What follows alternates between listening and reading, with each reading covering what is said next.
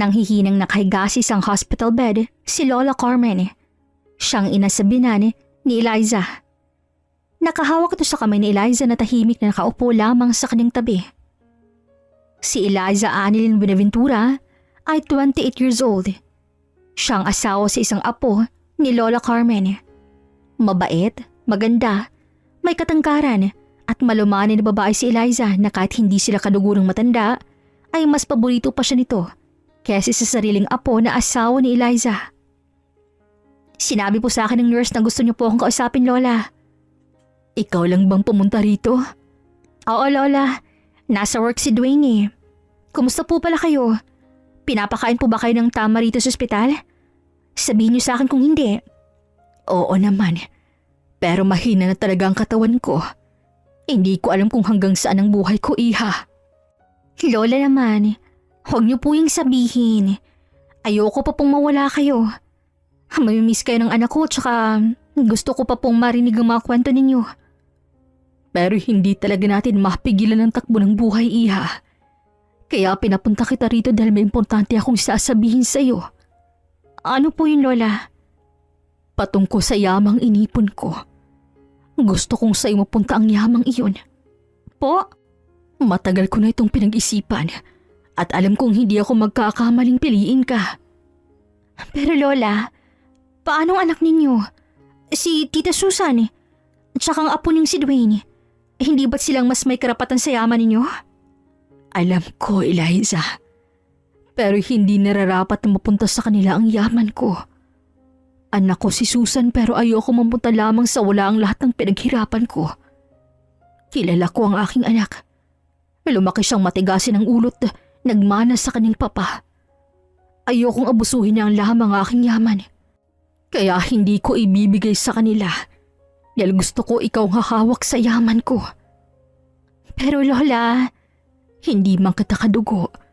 Pero nakita kong bukal lang yung puso. Kaya sana mangako ka sa akin na hinding-hindi mo ibibigay ang aking yaman sa kanila. Mangako ka, Eliza. Mas lumakas ang pintig ng puso ni Eliza. Nalilito siya kung ano ang gagawin, pero nire-respeto niya rin ang buong tiwala na binigay ni Lola Carmen sa kanya. Kaya tumango siya bilang sagot. Pangako, hindi ko po ito isusuko, Lola. Ngumiti si Lola Carmen sa kanya at nalulungkot na malamang yun na palang huling ngiti na makita ni Eliza dahil isang linggong lumipas ay pumanaw na ang matanda. Mula sa araw ng pagkamatay hanggang sa libing nito ay nandoon si Eliza na kahit hindi nito kadugo ay mahal na mahal niyang matanda. Pagkatapos ng mga pangyari ay umuwi na ng bahay si Eliza kasama ang anak nitong 5 years old na nagngangalang Pia. Mommy, hindi na po ba babalik si Lola? Anak, umalis lang si Lola mo pero andito pa rin siya sa puso natin. Kapag lumaki ka na, mas maiintindihan mo ng mga nangyari. Kaya huwag ka nang umiyak. Malulungkot si Lola kapag nakita kong umiiyak. Gusto mo ba yon? Hindi po. Oh, huwag ka nang umiyak. Gusto mo bang paglutuan na lang kita ng paborito mong chicken? Opo, Mommy. Okay, tara. Pasok na tayo sa loob. Ngunit pagpasok ni Eliza sa bahay, ay hindi niya inaasahan ng maaabutan. Galit na nakaupo sa sofa ng kanilang sala ang biyanan niyang si Susan. Natigil na sa may pinto si Eliza at ang anak itong nagtago sa likod ng ina dahil natakot siya. Kilalang maldita talaga ang biyanan ni Eliza at ilang beses na rin silang nag-away na sa pagiging susulera at pakailamera nito. Pero kahit gano'n ay may respeto pa rin si Eliza sa biyanan niya. Ma, naparito kayo. Huwag mo kong tawaging mama. Kaagad pinotektahan ni Eliza ang anak nang biglaang sumigaw ang kanyang biyanan. Pia, anak, pasok ka muna sa kwarto mo ha. Mamaya na tayo magluluto. Opo, Mommy.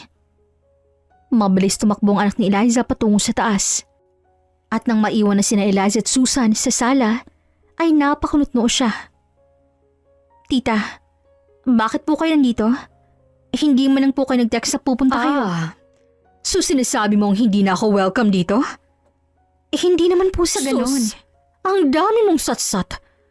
Ang totoo, hindi naman talaga ako pupunta rito kung hindi ko lang narinig ang usapan ng mga kasambahay ni Mama. Tumayo sa pagkakaupo si Susan at galit na tinitigan si Eliza. Akala mo siguro hindi ko malalaman, ha? Akala mo yata hindi ko maririnig ang usapan niyo ni Mama? Tita, tumahimik ka. Nalaman ko ng lahat ng yaman ni Mama ay ibinigay sa walang kwentang kagaya mo. Tita Susan, hindi ko po alam na ganun ang mangyayari. Sinabi ko nga kay Lola na sa inyo dapat mapunta ang lahat ng yaman. Alam ko na kung anong ginawa mo eh. Nagpapaklose ka kay Mama para makuha ang loob niya, tama? Huwag ka nang magsinungaling pa, Eliza. Kilalang kilala kita. Nagbabait-baitan ka lang naman sa harap ng Mama ko para makuha lahat ng yaman.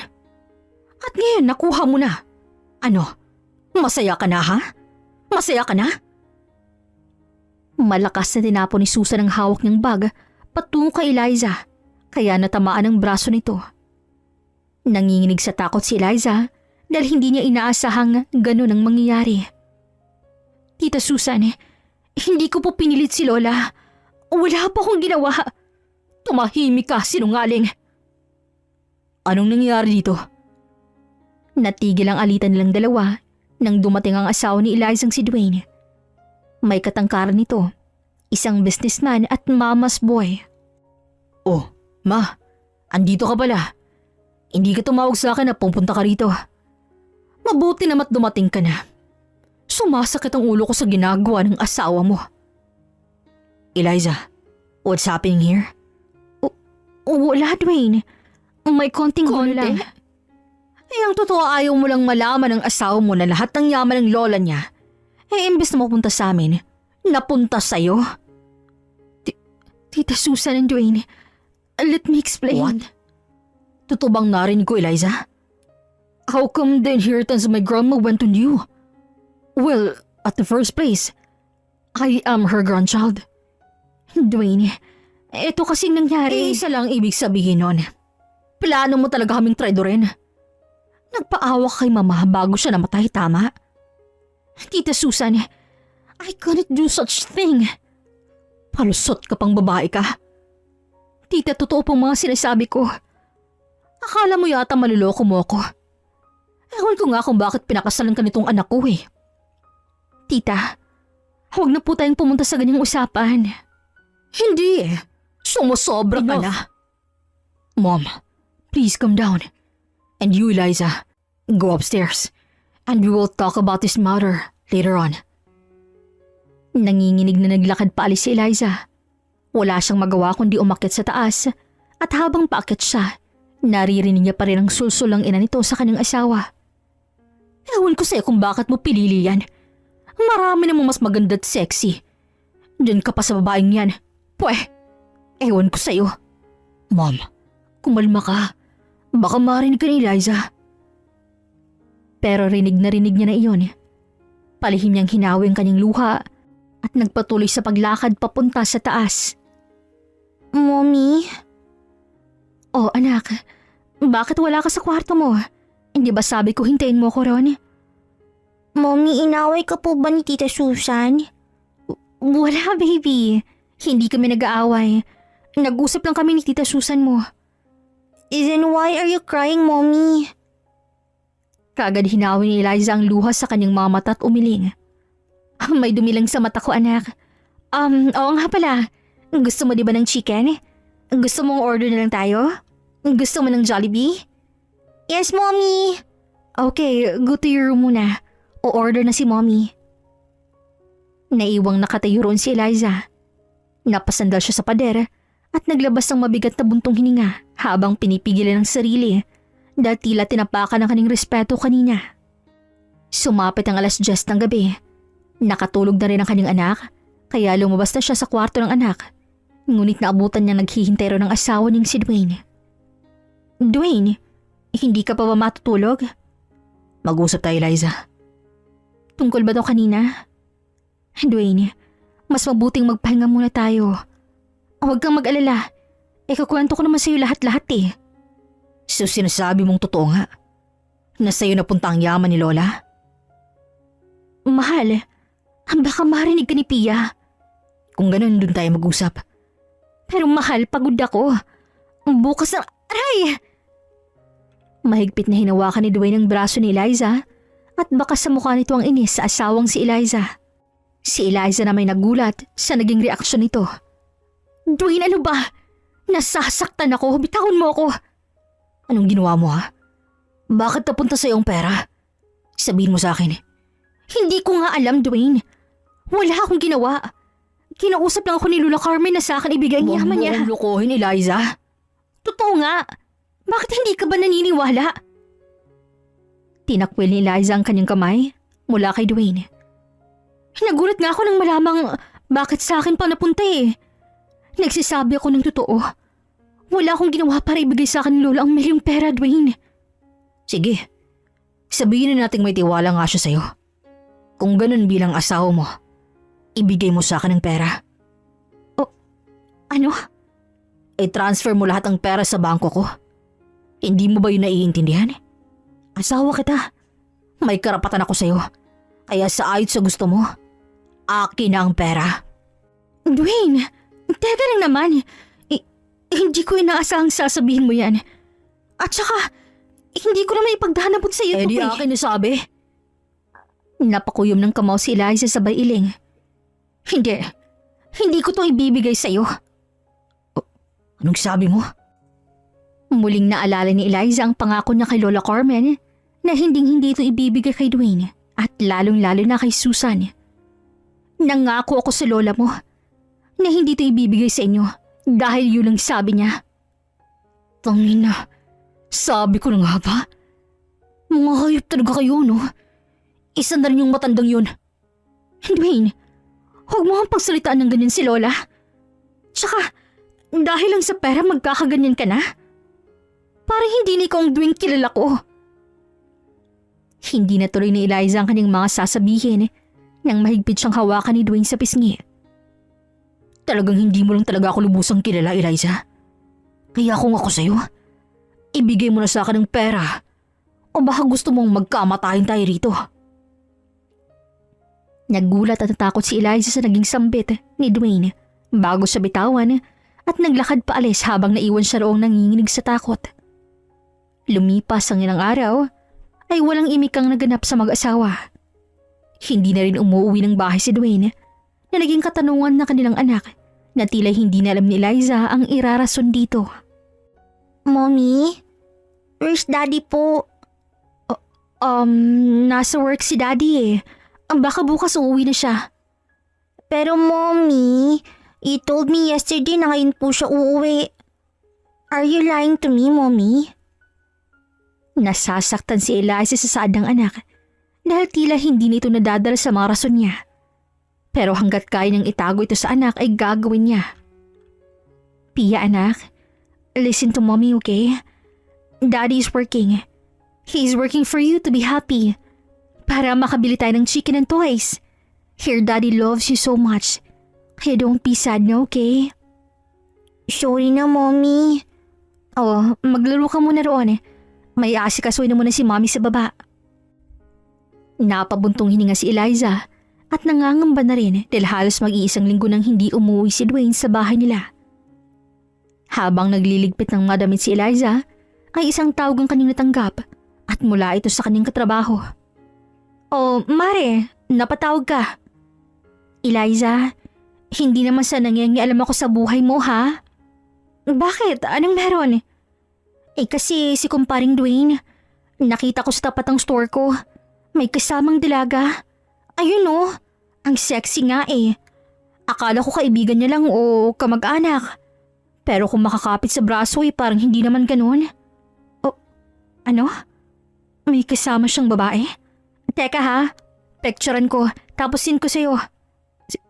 Sige. Kinall-ended ni Eliza ang tawag at hinintay ang picture na ma-send ng kanyang kaibigan.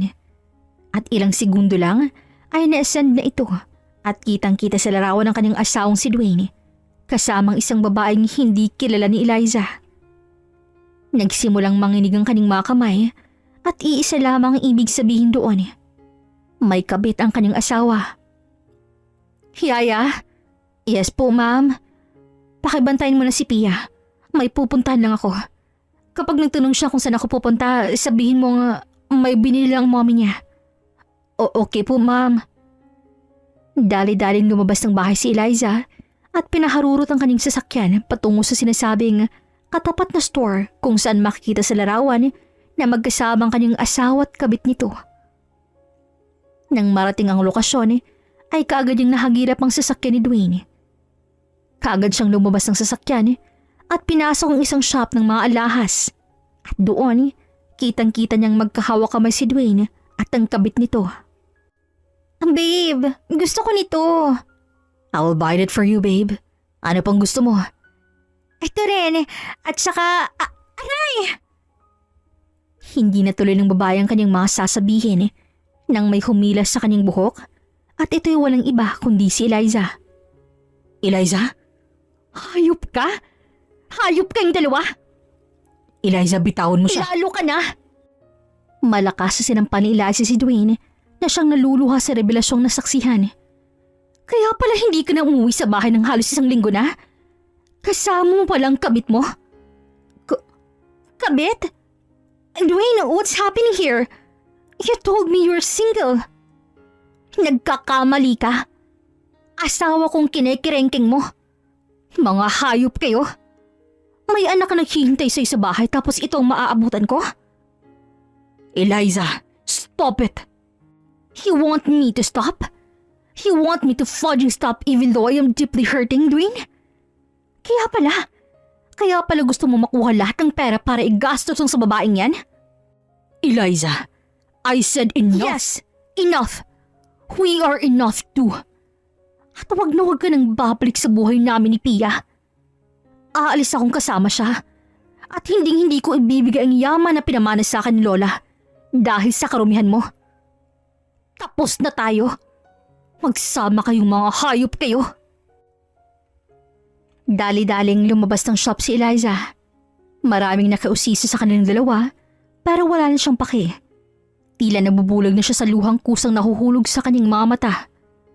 Eliza, open the door.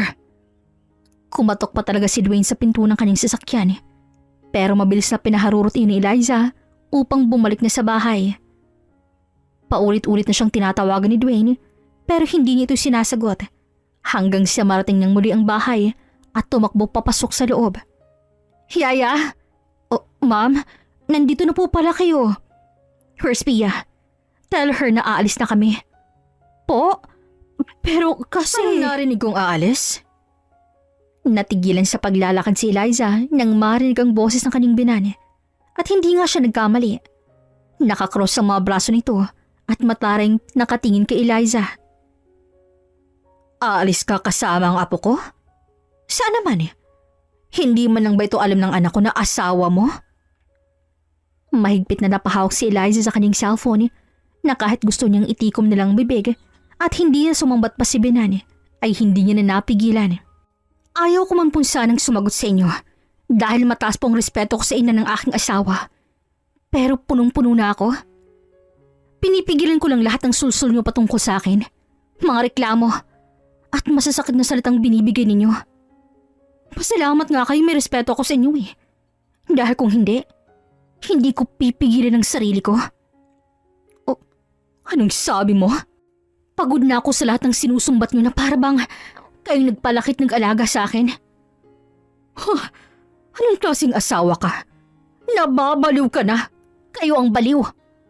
Ang anak niyo ang baliw. Wala yata kayong kalam-alam sa malaswang ginagawa ng anak mo. Nakahuli ko lang naman siyang may kasamang ibang babae. Gusto mo ng ebidensya? O ito. Idikit mo sa mga mata mo kung gaano karumi at walang respeto ang pinalaki ninyo. Nagulat si Susan sa nakitang may kabit nga ang kanyang anak. Kaya aalis kami ng anak ko at hindi na babalik pa. Magpa-file din ako ng kaso at annulment kay Dwayne laban sa ginawa niya sa aming dalawa ni Pia. Naglakad pa si Eliza upang umakyat na sa itaas at mag-impake. Pero sa hindi niya inaasahan ay malakas siyang hinila ni Susan sa buhok. Napasigaw siya. Masyadong mahigpit ang kapit ni Susan sa anit ni Eliza kaya nadadala siya sa kaladkad nito hanggang marating nila ang kusina.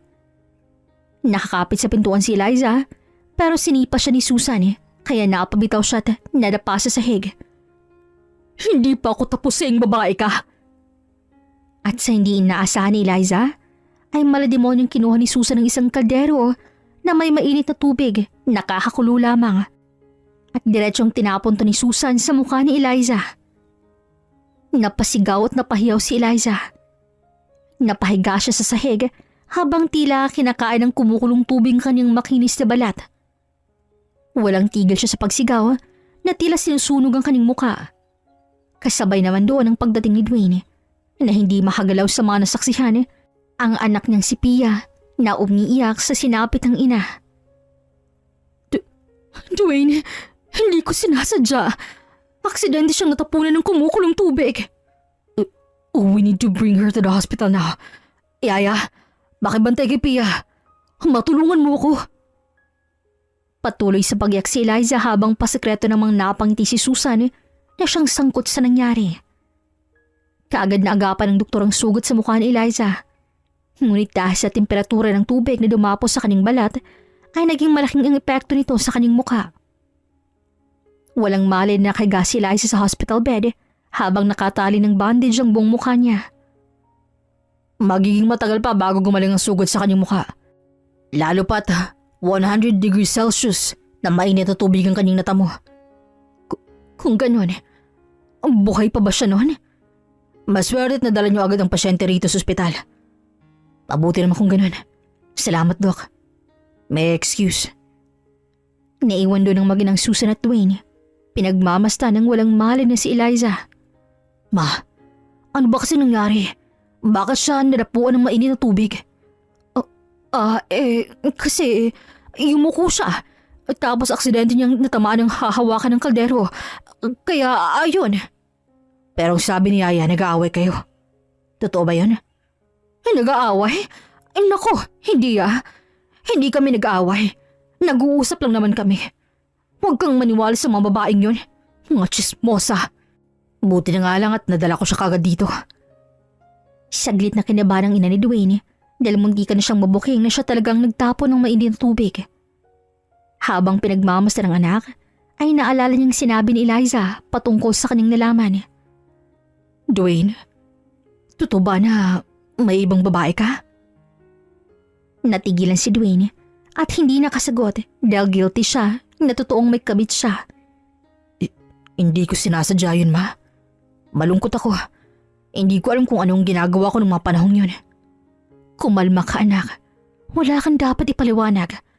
Alam kong nagawa mo yun dahil hindi kayang ibigay ng babaeng yan ang gusto mo. Ma, baka marinig ka ni Eliza. Totoo naman Ewan ko nga kung bakit mo siya pinakasalan. Maganda nga siya pero may lihim na plano sa yaman ng lola mo. At ayun nga, nakuha niya. Ma, wag na muna natin yung pag-usapan. Sana magising na si Eliza para makahingin ako ng tawad sa kanya. Nagkamali ako sa ginawa ko. Sa tingin mo mapapatawad ka niya? Sa ginawa mo ba naman alam kong hindi na, Dwayne? Huwag ka nang umasa. Maghiwalay na lang kayo. Mas maayos yun, di ba? Hindi ko na makikita ang pagmumukha niya. At makukuha na rin natin ang yaman ng lola mo. Naman. Mas mabuting sa labas na lang tayo mag-usap. Baka marinig ka pa niya. Sus, wala akong pake. Baka nga karma niyang matapunan nun Sabay na lumabas ng kwartong mag-ina, kaya naging tahimik ang buong paligid. At ang hindi nila alam ay naririnig pala ito ni Eliza. Kusang tumulo ang kanyang luha kasabay ng hapde sa kanyang sugat at wala siyang ibang nagawa noon kundi mahiga lang doon at nanghihina sa patong-patong na pasakit. Lumipas ang isa pang araw ay ganun pa rin ang eksena ni Eliza. Binisita rin siya ng kanyang anak na kagad siyang niyakap habang umiiyak. Mommy, I am sorry. I didn't protect you. Hindi kayang magsalita ni Eliza dahil pati ang kanyang labi ay puno na ng sugat. Mommy, I miss you po. Sana gumaling ka na. I don't like Tita Susan. I am scared of her. I only like you, Mommy. Sa mga narinig ni Eliza mula sa anak, ay gustong-gusto niyang protektahan ito dahil ayaw niyang maranasan ni Pia ang pagiging masama ni Susan. pero hindi niya magawang protektahan siya. Ilang minuto lang din ay dumating si Dwayne. Hindi tumating na ni Eliza sa mga mata dahil sa kanyang pandidiri. Pia, can you go out for a while? I need to talk with your mom, okay? Okay, Daddy. Nang maiwan silang dalawa roon, ay umupo si Dwayne sa katabing upuan ng kama. Hinawakan niyang kamay ni Eliza pero hinawi niya ito. Mahal, patawarin mo na ako. Umiling-iling na nakakumuha ang mga kamao ni Eliza at alalang-alala niya pa ang pangangabit ng asawa. Eliza, para to sa anak natin oh. Huwag ka nang magmatigas. Nagkamali ako, oo na, aaminin ko. Pero kaya naman nating ibalik ang lahat sa dati, di ba? Magsimula tayong muli. Ngunit patuloy nang na umiiling si Eliza. Kung ganon, hindi na yata tayo mababalik sa dati. Umatras si Dwayne at naglabas ng mabigat na buntong hininga. At ang maamong asawa kanina ay biglang naging malademonyo ang mga mata. Kung kaya mong gumawa ng desisyon na hindi ako sangayon, ako rin. Kukunin ko si Pia at mamumuhay ka ng mag-isa. Gulat na napaupo si Eliza kahit nanghihina at umiling-iling dahil hindi pa rin kunin nila ang nag-iisang lakas niya. Hindi mo ako mapipigilin, Eliza. Dadalhin ko sa state si Pia at hindi na ulit tayo magkikita. Kayo. Gagawin kitang masama sa mga mata niya. Ipaprocess ko ng annulment natin at ganun na rin ang pera ng lola ko. Kaya kung ako sa'yo, sumunod ka na lang. Umalis na si Dwayne pero patuloy lang sa pag-iyak si Eliza dahil tila gumugunaw ang kanyang mundo nang marinig na kukunin ang kanyang anak mula sa kanya. Lumipas ang halos isang linggo ay hinay-hinay nang gumagaling si Eliza. Nakakapagsalita na rin siya at nakakapagtayo. Nagising si Eliza dahil gusto niyang pumunta ng banyo kaya dahan-dahan siyang tumayo. Ngunit hindi pa man niya nararating ang banyo ay nakarinig siya ng mahinang bulungan mula sa labas dahil nakabukas ng konting pinto. Dala ng kuryosidad ay nakiusisa siya. Yung hindi na talaga siya magigising. Oh, heto ang bayad. Siguraduhin mo ang itutusok mo sa kanya ay hindi na talaga siya magigising pa. Napakunot noo si Eliza nang mamukha ng boses at ito'y walang iba kundi ang kanyang binan. Sisiguraduhin kong maging maayos ang daloy ng kanyang pagkamatay, ma'am. Siguraduhin mo talaga. Sobra-sobrang binayad ko sa'yo. Kaya huwag kang magkamaling patay ng babaeng yun. Para wala nang mabigat sa mga plano ko. Masusunod po, ma'am. Nang marinig yun ni Eliza, ay kaagad niyang naintindihan na siyang pinapahiwatig nila. At posibleng ngayong araw na iyon magaganap. Kaagad siyang bumalik sa kama at kasabay naman doon ang pagdating ng doktor na hindi mo aakalaing may masama na palang balak. Oh, mabuti't gising ka na. Kanina pa po ba kayo nagising? Hindi. Kagigising ko lang. Ganun ba? Sige, kukunin ko muna ang antibiotics mo ha. Dito ka lang ha. Teka lang, Doc. Ano yun? Nasa labas po bang asawa at anak ko? Umalis na kanina lang. Yung biyanan ko po. Kakalis lang. Ang sabi may kukunin lang siya sa bahay niya. Salamat, Doc. Wala naman. Basta dito ka lang ha. Babalik lang ako.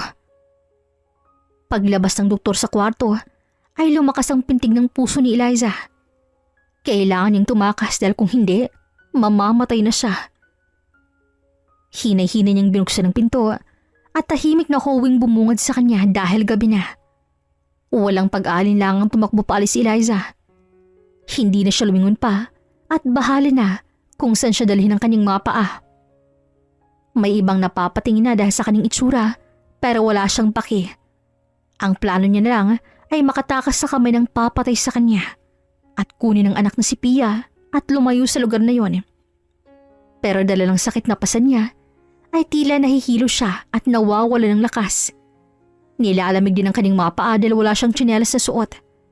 Hanggang sa isang nurse ang nakakita kay Eliza at nilapitan siya. Excuse me, ma'am? Sa tingin ko po'y nawawala kayo. Pasok po tayo sa ospital. Hindi na ako babalik dyan. Ma'am, Ano pong pangalan niyo upang matawagan ko po ang guardian ninyo? Bitahon mo ako! Naku po, hindi po kita pwedeng iwan dito. Pasyente ka po namin. Teka lang, tatawag po ako ng kapwa nurse, ma'am. Huwag kayong umalis. Pero hindi nakinig si Eliza. Mabilis siyang tumakbo palayo sa nurse na kahit nasugatan sa mga bato ang kanyang mga paa, ay patuloy pa rin siya hanggang sa marating niya ang parking lot area sa ospital. Kaagad siyang nagtago sa isa sa sasakyan at nagmasid sa paligid. Kailangan kong umuwi. Ang anak ko. Hindi alam ni Eliza kung paano siya uuwi. Malayo ang bahay niya mula sa ospital at sa tingin niya ay binabantay ng kanyang anak kaya hindi niya ito makukuha. Napasanda na lamang siya sa sasakyan at niyakap ang mga tuhod. Kahit delikado ang kanyang buhay, ay ang anak niyang si Pia pa rin ang kanyang iniisip. At sa hindi inaasahan, Excuse me, miss? napatras si Eliza sa takot ng may lalaking lumapit sa kanya. At higit sa lahat, ito ay walang iba kundi ang kambal ng kanyang asawang si Dwayne. Drake? Eliza? Drake Anton Jimenez, ang kakambal ni Dwayne. An identical twin ng dalawa kaya hindi sila magkamukha. Lumaki sa kami ng lola si Drake habang sa ina naman itong si Susan si Dwayne. Eliza? What are you doing here? What happened to your face, Eliza? Hindi na pinatapos ni Eliza ang mga sasabihin ni Drake dahil tumakbo siya palayo. Pero kaagad itong hinabol ni Drake at nahawakan sa mga braso. Bitawan mo ako! Eliza, kumalma ka. Hindi kita sasaktan, okay? Anong nangyari sa'yo? Nasaan si Dwayne? Huwag mo akong isumbong sa kanya. Kailangan kong umalis, Drake. Papatay nila ako. Ano? Someone wants to kill you? Eliza, wait. Calm down, okay? You need to calm down. I won't hurt you, okay? I won't call Dwayne or anyone. It's okay. Mahinahong tinapik ni Drake ang braso ni Eliza at kalaunay kumalma na rin siya. Maginaw dito at baka may makita sa'yo. Halika. Inalalayan ni Drake si Eliza patungo sa kanyang sasakyan at binigyan din niya ito ng tubig. Huwag kang magalala. Hindi alam ni Dwayne na andito ako. Wala akong sinabihan kaya makakaasa ka sa akin. Drake, ang anak ko. Kukunin siya ni Dwayne mula sa akin. Kailangan kong makuha si Pia. Teka lang. Hindi kita maintindihan. Ano bang nangyari at saka sinong gumawa sa'yo sa mukha mo? Nagsimula na ngang magkwento si Eliza mula sa pagkamatay ng lola nila hanggang sa planong pagpatay sa kanya. No way. My mom did that to you? Hindi ako nagsisinungaling, Drake. Siyang nagtapon ng mainit na tubig sa akin at siya rin ang nasa likod ng planong patayin ako. Hindi ko na alam ang gagawin ko. Natatakot ako sa mga pwede pang gawin ni Tita Susan sa akin. Sa bahay ka na muna magpansamantala. Kailangan mo ng proteksyon at magpagaling. Hindi ka ligtas dito sa ospital, Eliza. Kaya sasama ka muna sa akin. Pero... Oo, nagtataka ngayon kung bakit kinakampihan kita. Kahit kapatid at ina ko sila. Alam kong mahirap din paniwalaan pero kagaya mo'y sinasaktan din nila ako noon. Kaya humingi ako ng tulong kay Lola at doon ako nanirahan. Kaya hindi na ako nagulat na binigay sa iyo ang yaman ni Lola. Dahil noon pa lang, wala na siyang tiwala sa mag-ina. Hindi ko alam isipin na. yun. Sa tingin ko rin maplano silang kunin ang binili ng Lola sa akin. Dalikot ako lamang ang binili niya. Wala nang iba. Dahil sa mga kwento ni Drake, ay doon na nga naniwala si Eliza na maruming ugali nga talaga ang kanyang asawa at biyanan. Kaya nung narinig ko ang kwento mo, hindi na ako nagdalawang isip na kampihan ka. Kaya sana tanggapin mo ang tulong ko, Eliza. At doon, napagdesisyon na ng dalawang magtulungan laban kay Dwayne at Susan para din makuha ni Eliza ang kanyang pinakamamahal na anak. Sa kabilang banda, ay parang sasabog ng ulo ni Susan nang makitang walang Eliza sa kama at nakilang ikot na siya sa buong kwarto ay wala talaga. Diyos ko, Mariosep! Paano siya nakawala? Wala po akong ideya, Ma'am Susan. Pagbalik ko lang ay wala na po siya. Paano naman yun nangyari? Sinabihan ko siyang babalik ako. Pero pagbalik ko wala na po siya. Pero baka umalis lang sa umalis? Hindi siya aalis, buiset. Paano na yan? Hindi natin nagawa ang plano. Buiset naman to. Kung ganun sa tingin ko, narinig tayo kanina sa labas. Kaya pag alis ko, kaagad siyang tumakas. Ano? Ibig sabihin, hindi siya pwedeng makatakas. Paano kung magsumbong siya sa mga pulis? Wisit, anong gagawin natin? Kumalma kayo, ma'am. Anong kalma? Ikaw naman talagang may kasalanan. Akin na ang pera. Hindi mo naman pala nagawa ang plano. Ibalik mo na lang ang pera ko. Parang mababaliw na si Susan sa kakahanap kay Eliza na ngayon ay nasa kamay ni Drake. Halos kalahating oras ang biyahe bago marating ni Eliza ang bahay ni Drake. Malayo ito sa syudad kaya tahimik at malamig ang klima. Malakit malapad ang bahay ni Drake at tanging siya at ang tatlo niyang kasambahay ang nakatira. Alalahin na kita. Nahihiya si Eliza magpatulong pero nagpamilit si Drake na alalayin siya papasok sa loob. Salamat, Drake. Magpahinga ka muna. Kukuha muna ako ng makakain mo sa kusina. Kailangan mong kumain upang magkaroon ka ng lakas. Ilang minuto lang ay bumalik si Drake, dalang isang tray ng mga pagkain. Maraming salamat talaga, Drake. Kain ka lang. Pagkatapos ay magpahinga ka na. Patungkol pala sa sugat mo ay tinawagan ko ng private doctor ng kaibigan ko. Pupunta siya rito mamaya para gamutin ka. Huwag ka mag-alala, Eliza. Dahil mapagkakatiwalang kaibigan ko siya. Matapos kumain ay nagpahinga na si Eliza. Kasabay din doon ang pagdating ng doktor at agad siyang ginamot. Ilang minuto ng paghihintay sa labas ni Drake ay lumabas na rin ang doktor. Kamusta ang sugat niya? Malalim ang sugat niya sa mukha dahil sa kumukulong tubig palang tumama sa kanya. Pero maaga pa naman to. At saka mahabang surgery ang magaganap. Kung ganun, alam niya bang tungkol sa surgery? Sinabihan ko siya kanina sa loob at hindi siya nagdalawang isip na sumang-ayon. Kung pwede, bukas ko nang gagawin ang surgery. Tumango-tango bilang sagot si Drake at nagpasalamat. Umalis ang doktor at siya kanya binalikan si Eliza sa loob. Kamusta ang pakiramdam mo? Binago pala ang bandage sa mukha ni Eliza dahil kailangan itong bihisan ng bago araw-araw. Medyo mahapdi. Oo nga pala, Drake. Patungkol sa surgery. Alam ko. At ang sabi ng doktor, sumangayon ka. Kukuha ko ng pera na binigay si Lola Carmen sa akin. Dahil yun na lamang naiiwang pera na hawak ko, Drake. Binigay yun ni Lola para sa'yo, Eliza. Tsaka kailangan mo nang magpahinga. Kung kailangan mo ng tulong, tawagin mo ako. Maraming salamat, Drake. Malaking utang na loob ko sa'yo. Naganap ang mahabang surgery. Sa tulong ng isang expert surgeon at kailangang magpahinga ni Eliza sa loob ng halos isang buwan. Lumipas ang 3 linggo at tuluyang gumaling ang mga tahi niya sa muka.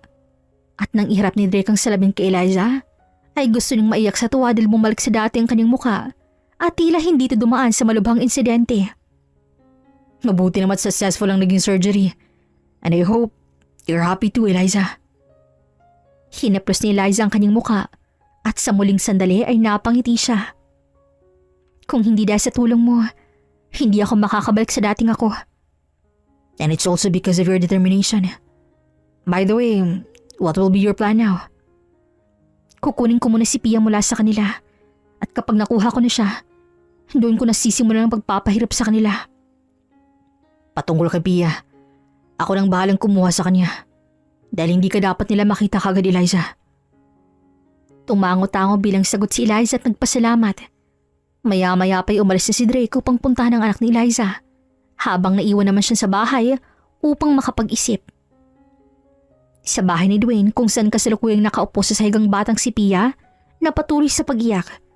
Pinapatahan ito ng mga yaya pero hindi pa rin siya tumitigil dahil patuloy niyang hinahanap ang kanyang ina.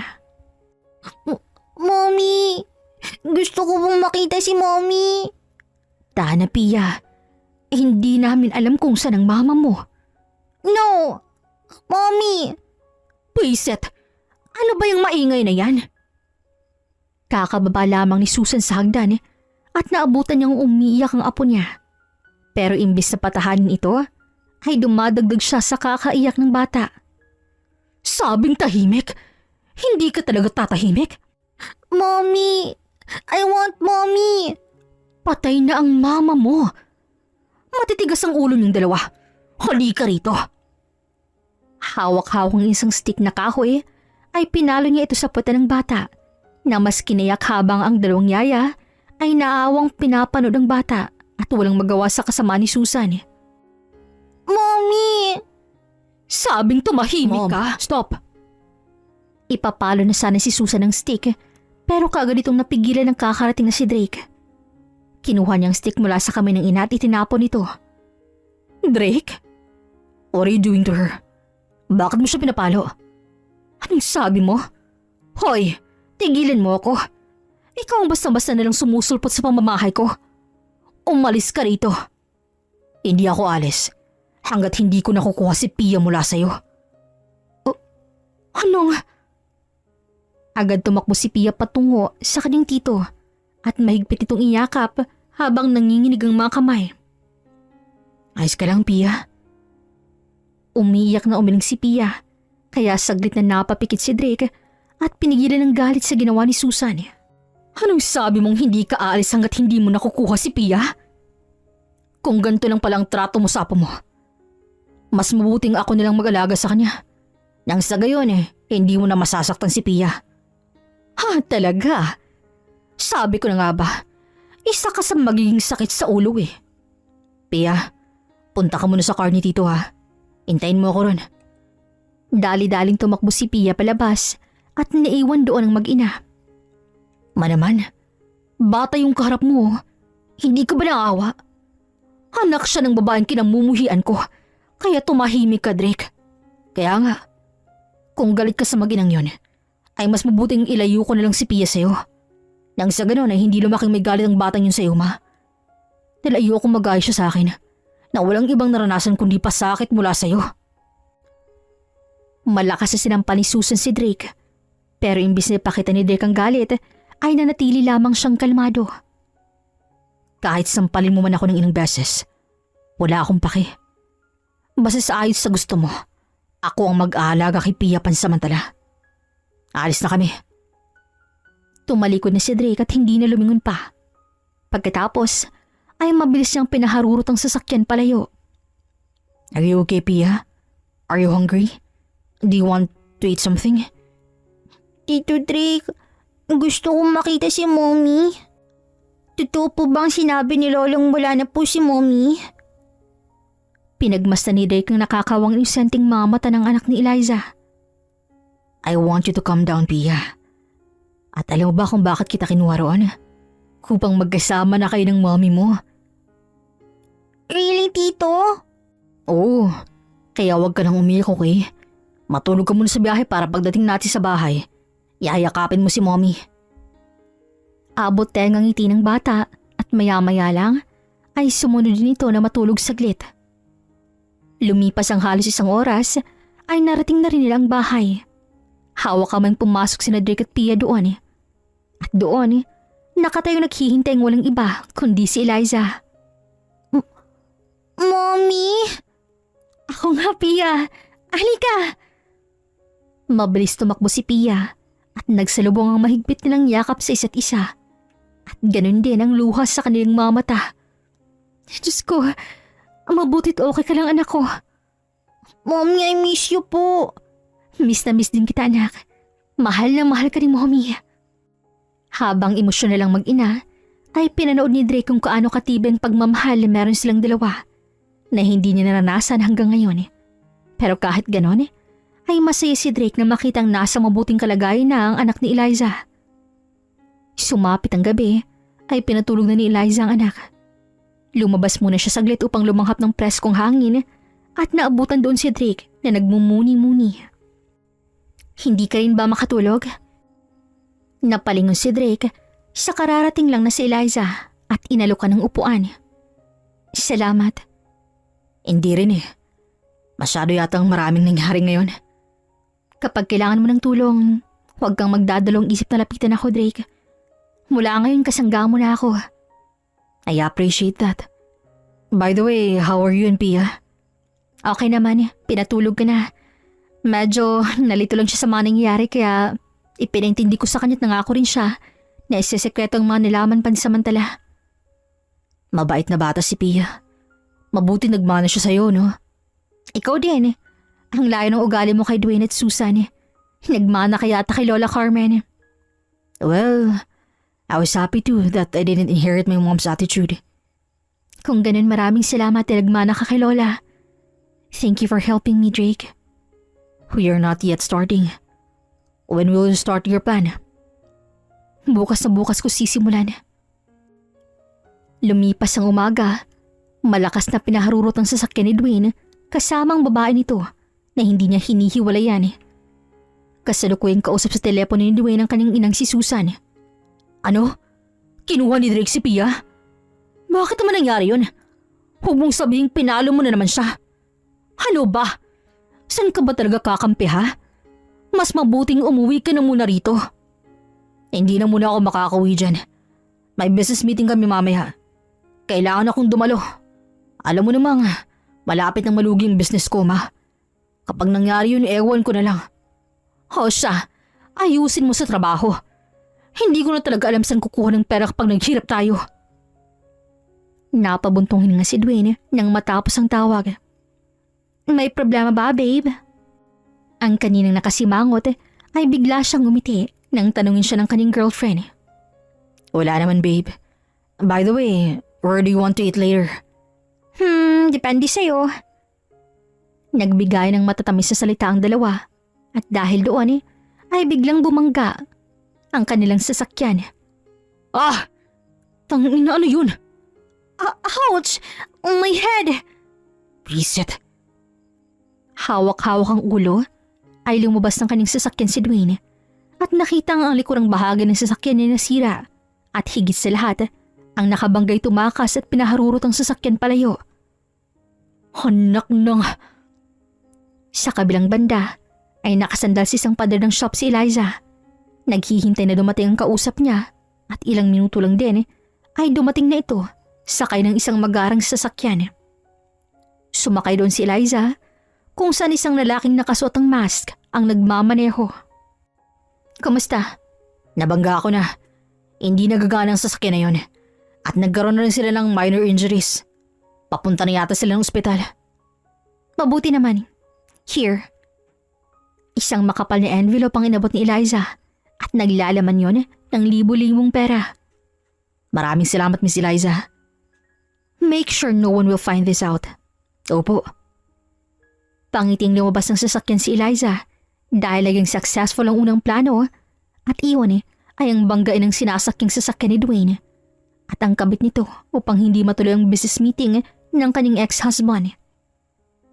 Habang minamalas si Dwayne, ang ina naman niya ay kasalukuyang nasa luxury shop upang bumili ng bago na naman niyang alahas.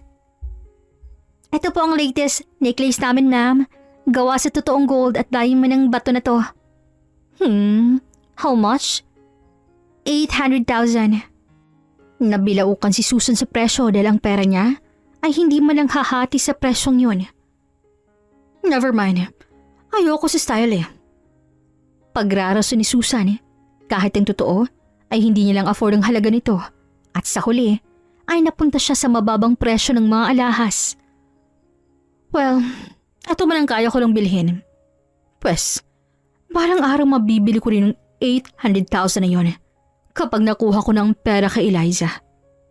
Babalikan ko talagang alahas na yun. Habang naglalakad palabas ng mall, ay isang tawag ang natanggap ni Susan mula sa kanyang anak na si Dwayne. Oh, napatawag ka. Di ba may business meeting kayo? Ma, andito ako sa ospital. May bumangga sa amin habang nagmamaneho eh. Kaagad pumunta si Susan sa ospital, nag-aalala sa kalagayan ng anak at nakabangga pa talaga siya sa hallway ng isang estranghero dahil sa pagmamadali. Ano ba? Tumingin ka nga sa dinadaanan mo? Kahit siya na nakabangga, siya pang galit. Kainis, hindi tumitingin sa dinadaanan. Pagdating ngayon nakabandage ang kamay ni Dwayne at katabi ang girlfriend na nagsiselfone. Ako, Diyos ko, anong nangyari sa iyo, anak ko?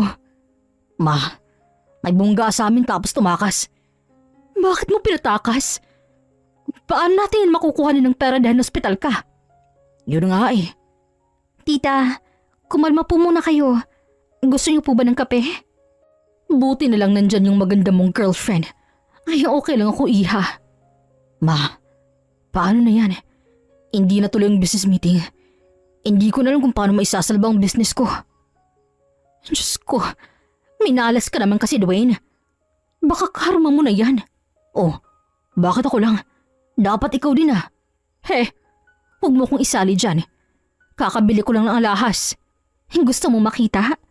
Ikaw, iha, tingnan mo to, ang ganda. Excited na kinuha ni Susan ang alahas sa kanyang bag. Pero lumipas ang ng segundo, ay patuloy pa rin siya naghahanap sa bag. Oh, batang tagal, ma. Teka lang, andito lang yun eh. Inilapag na ni Susan ang lahat ng kanyang gamit sa bag. Pero ang alahas wala.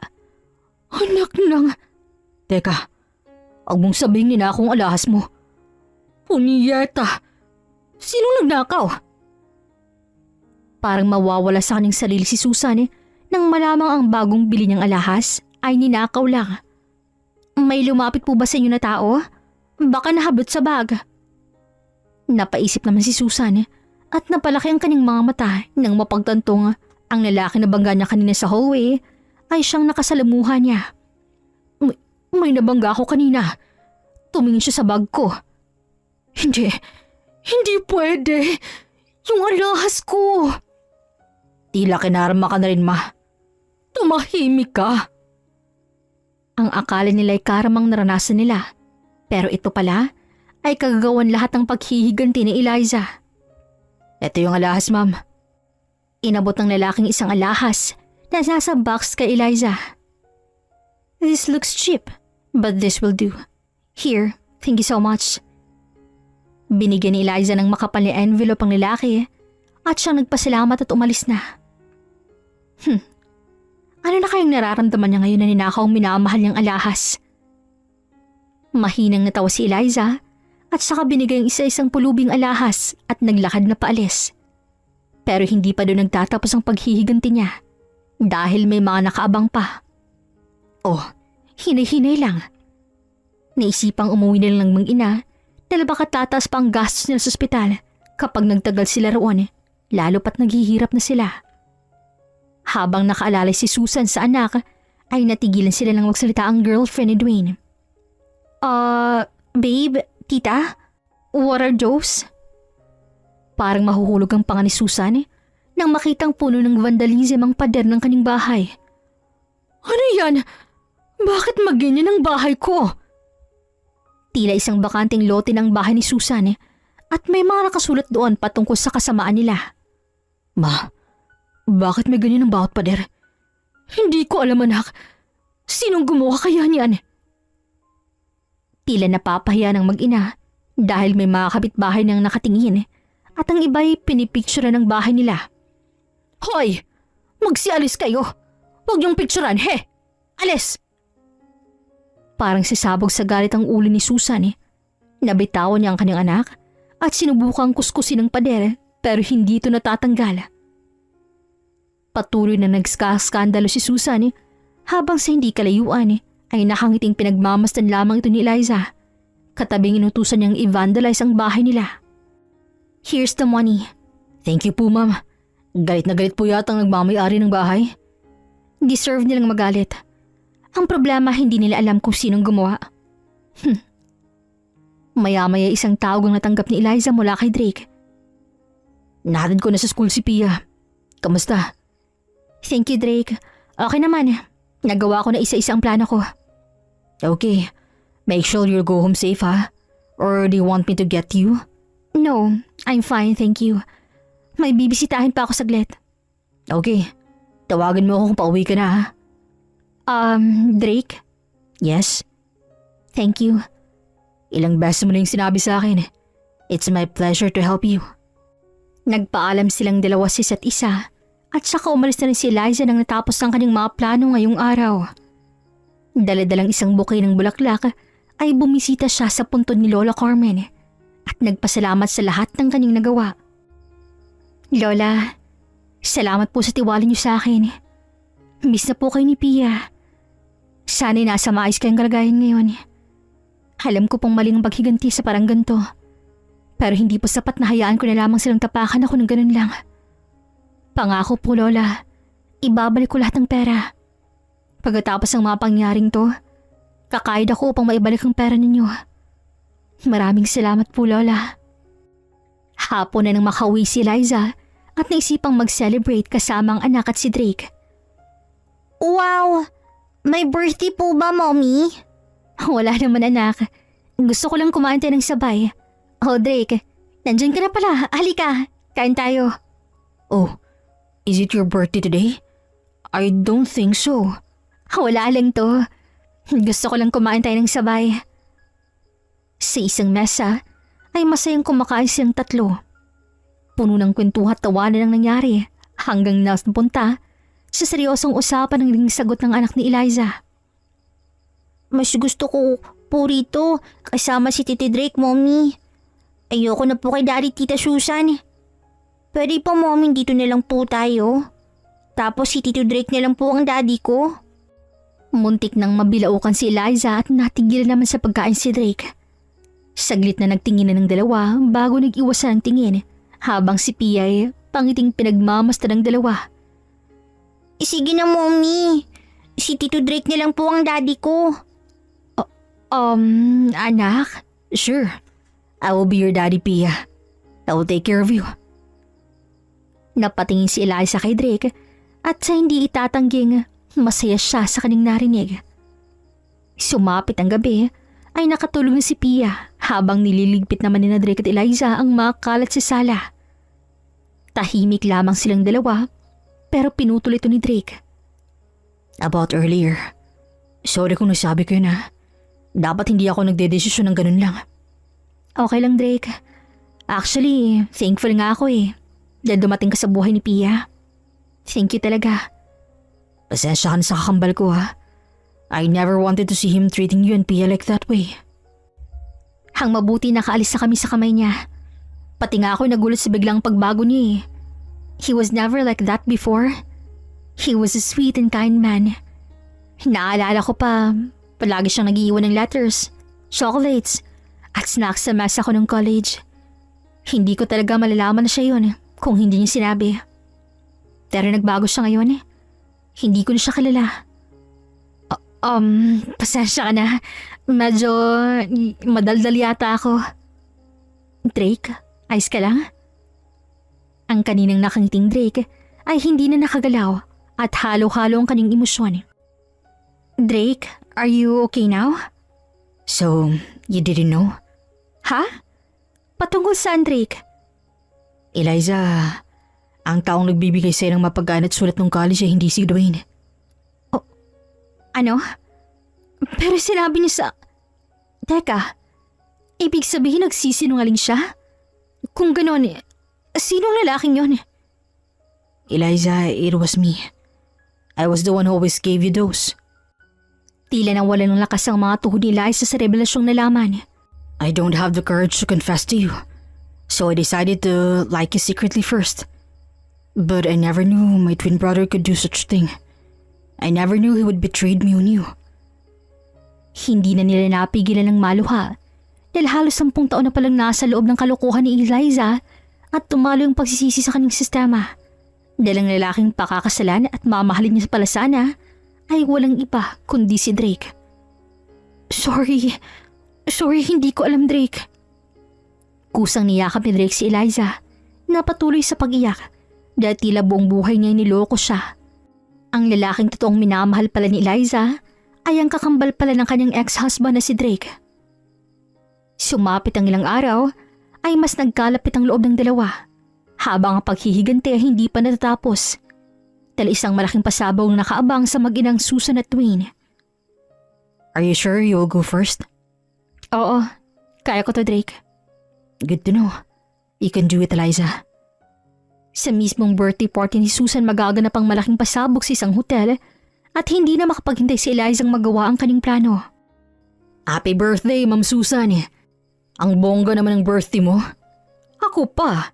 Siyempre CEO ang anak ko kaya bongga talaga. Pagsisinungaling ni Susan, kahit ang totoo, ay naghihirap na talaga sila. At utang na lang ang pinanggagastos sa party. Basta may maipakita lang sa mga taong mayaman sila. Nagsimula ng party Naunang nagbigay ng speech si Dwayne sa ina at susunod ay si Susan na mismo. Kaharap ang microphone ay pinalakpakan siya ng mga tao sa paligid. Pero hindi pa man siya nakakagsalita ay nawala ang ilaw sa paligid. Ang akala ng lahat brown out pero biglang nag-on ang ilaw sa harap ng stage. At higit sa lahat, isang babaeng nakasuot ang bogang maskarang nasa gitna. Nanlaking mga mata ni Susan. Sa babaeng nasa harap at napalaki pa ang kanyang mga matang lalo nang tanggalin nito ang maskara. At yun ay walang iba kundi si Eliza. Eliza? Good evening, ladies and gentlemen. I am Eliza Annalyn Buenaventura, the ex-wife of Dwayne Jimenez. Napuno ng bulungan ng paligid. At si Susan naman na nasa stage din ay akmang lalapitan si Eliza. Mayroong may kumapit sa kanyang mga balikat at ito'y ang bodyguard ni Eliza. I will make my speech short. I just want to tell every single one of you that I was a victim of Susan and Dwayne's assault. At higit sa lahat, may plano silang patayin ako dahil sa yamang iniwan sa akin ni Lola. At hindi lang yon, nahuli ko ring niloloko ako ni Dwayne at plano nilang kunin ang aking anak mula sa akin at i-blackmail ako na ibigay ang yaman. Kung akala ninyong mabuti ang mga puso nila, nagkakamali kayo. Demonyo sila.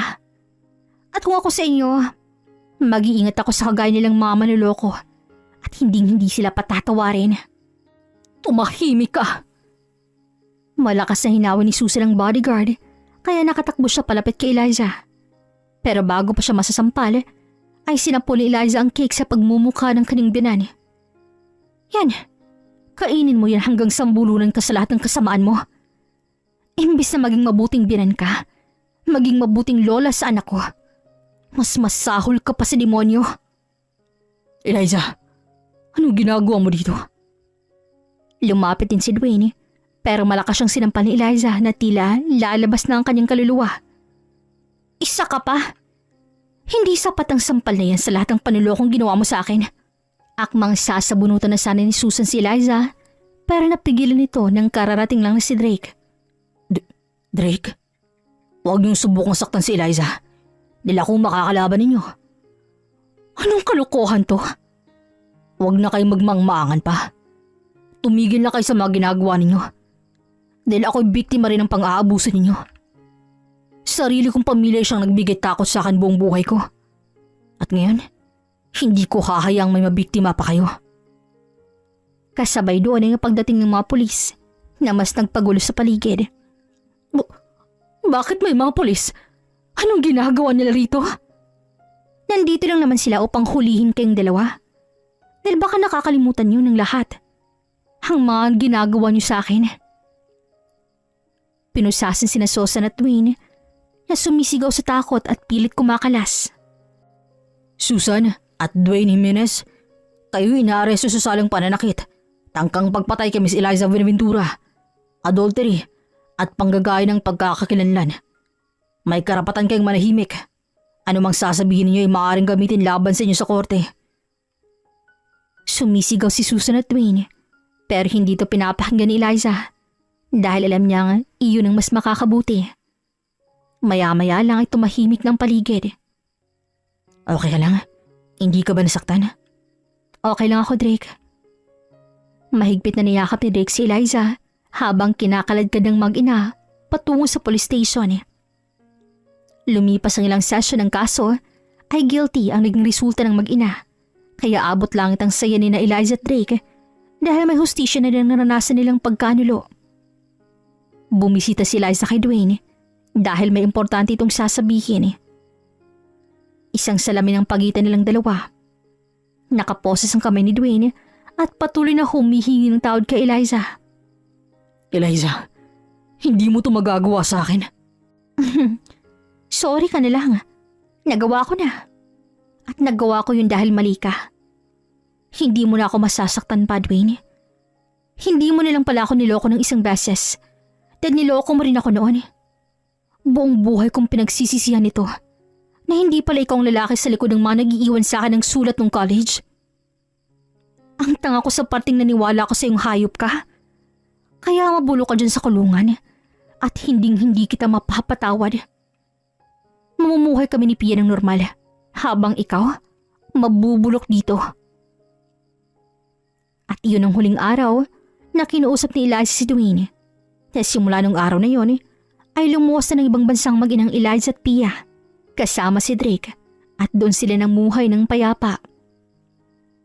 Legal na hiwalay na sina Dwayne at Eliza dahil natapos na rin ang proseso ng annulment. Naiintindihan naman to ni Pia at kontento na sa pagmamahal na binibigay ng kanyang ina. Lumipas ang 5 buwan ay mas naging maayos ang buhay ni Eliza. Isa na siyang business owner sa isang maliit na cafe sa Canada. Thank you so much for coming! Halos araw-araw ay busy at dinudumog ng mga tao ang cafe ni Eliza. Pero kahit gaano ka-busy, ay may oras pa rin siya para sa kanyang anak. Sa isang parke sa Canada, ay kasalukuyang nagse-celebrate sila ng kaarawan ni Pia. Simple lamang ito pero masayang-masaya na ang kanyang anak. Mommy, punta tayo ako saglit muna doon Make sure hindi ka lalayo. Balik ka kaagad. Opo, Mommy. Naiwang mag-isa ron si Eliza, pero maya-maya lang ay isang lalaking nag-abot sa kanya ng bulaklak. At ito'y walang iba kundi si Drake. Oh, Drake, ikaw pala yan. Akala ko ba may work ka ngayon? Birthday ni Pia Dapat present ako. Surprise! Isang maliit na kahon ang inaabot ni Drake kay Eliza na siyang ikinangiti niya. Ano to? Birthday ni Pia pero akong nireregaluhan mo. You're the one who raised her, so you deserve that. Salamat ha. Wow, Quintas! Huwag mong sabihing mamahalin to. Iyaan mo na. Para naman yun sa'yo Ako na maglagay. Kinuha ni Drake ang kwintas at siyang nagsuot nito sa leeg ni Eliza. Thank you, Drake. Babawi talaga ako sa'yo. Mommy! Daddy! Nagulat si Eliza nang tawagin ni Piyang daddy si Drake, na si Drake namang mahinang natawa. Daddy, I'm happy you're here. Oo naman Siyempre birthday ng pinakamamahal kong anak. And they also have a surprise for you. Talaga po? Come with me. Eliza, sama ka na rin. Sabay naglakad silang tatlo habang nakatakip ang mga mata ni Pia. At sa isang puno nakasandalang brand new na bisikleta. Count 1 to 3, Pia. 1, 2, 3. Surprise! Wow, bike! Thank you, Daddy. Mahigpit na niyakap ni Pia si Drake. At saka kinuha ang kamay ng ina at pinayakap din. Kaya sila ng tatlong magkayakap sa isa't isa. Let's stay like this for a while. Kusang napangiti si Eliza at saka humangad kung saan nakaabang ang maamong mukha ni Drake. Drake, sorry kung huli ko nang nalaman ng lahat. Hindi kung sana nakilala kita. Shh. There's nothing to be sorry about that. Wala kang kasalanan. At wala ka nang dapat ikabahala. I am here now and Pia, I will protect you and her as long as I am alive. Everything happens for a reason. But the important is, it leads me to you. I love you, Eliza. I love you more than these words I said. Kaya simula ngayon na mamahalin at aalagaan ko kayo ng buong buo. Magsisimula tayo rito sa Canada. Kontento at masaya. Kakalimutan natin ang mga pasakit ng nakaraan at gagawa tayo ng bagong mundo na tayo lang. Hinaw ni Drake ang ilang hibla ng buhok na nililipad ng hangin at saka hinalikan siya sa noon nito. Mahal na mahal kita, Eliza. Kusang lumuha si Eliza dahil sa saya na malamang ang lalaking kaharap niya ay patuloy siyang hinihintay hanggang ngayon. Mahal na mahal din kita, Drake. Muling niyakap nilang isa't isa at sa ilalim ng limaliwanag at asul na kalangitan ay nagdapo ang kanilang mga labi kasabay ng paghulog ng ilang dahon sa puno at ang pagdapo ng preskong hangin sa kanilang mga balat. Sa huling sandali, naway naging masayang buhay nila na ipinaglayuman ng tadhana dahil sa kalokohan noon ay hindi ito naging hadlang upang muling pinagtagpo ang kanilang mga puso.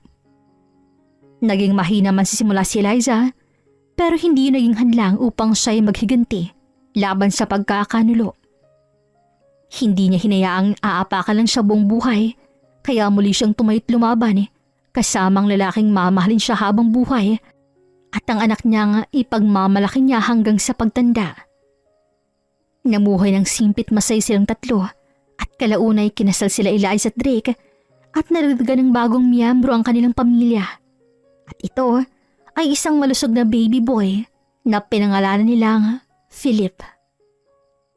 Hanggang dito na lamang po. Maraming salamat sa pakikinig. Hanggang sa muli!